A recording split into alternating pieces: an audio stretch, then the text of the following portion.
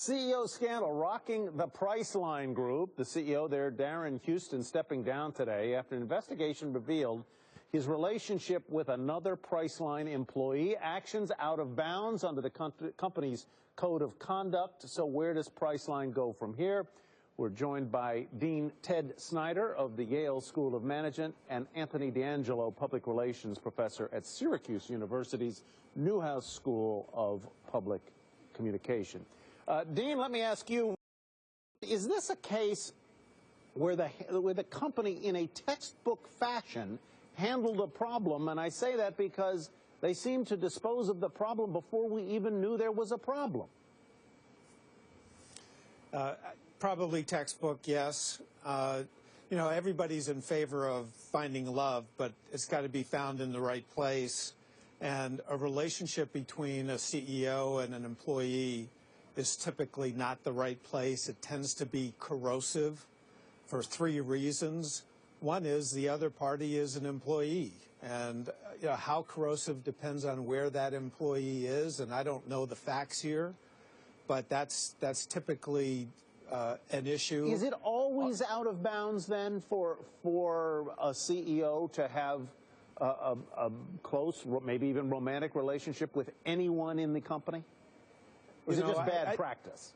It's not that it is a bad practice. I think you know, it's aggravated if there are company resources involved. It's aggravated if the person is a direct report.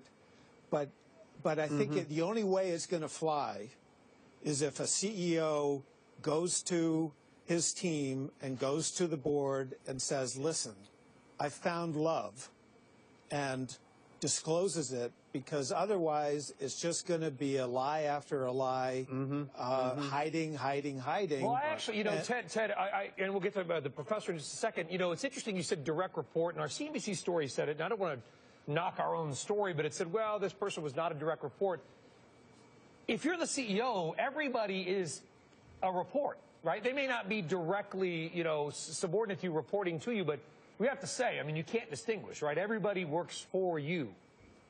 That's why it's typically out of bounds. And you know, if you're the CEO, even though CEOs work long hours and they're around people right, you know, close by and further down in the organization, you really have to find love somewhere else. But if you end up in a relationship with somebody inside the company, the right thing to do is to then take it to the board, take it to your team. Right. Don't hide it. And because you've probably got a company policy in place that says it's not right for other folks. Professor, I'm sorry to interrupt. I want to bring Professor D'Angelo in. Did Priceline handle this the right way from a communications public relations standard? And what does the company need to do now in the aftermath of this? Yes, I would second what the dean said in terms of them. First of all, they had a code of conduct in place.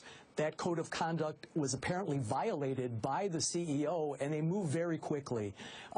Clients that I've counseled in the past, my advice is typically easy to say, hard to do, which is rip the Band-Aid off. And it looks like they've done that.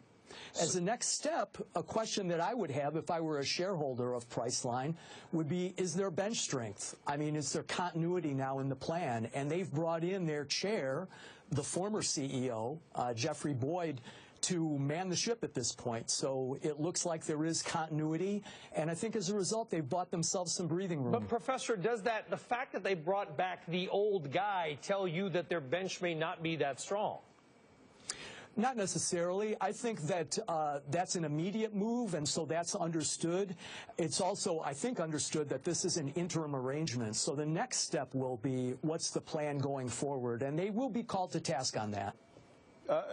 Ted Snyder, answer Brian's question. Do you see that as a strength or a weakness or a neutral, that they brought back the old guys? Good thought.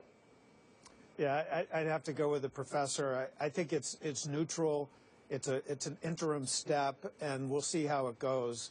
But it was clearly the right thing to do, and then you've got to figure out the next step in terms of leadership. Syracuse and Yale did very well in the NCAA tournament this year, didn't they, Brian? Well, the fact that Yale made it was doing very Yale well. did very well, Yale and lose to Princeton at Princeton. Syracuse beat Virginia in an epic comeback. We did. He's a Cavalier, so he's still weeping. We have to leave it there, guys. Ted Snyder, Anthony D'Angelo of Syracuse, thanks a lot.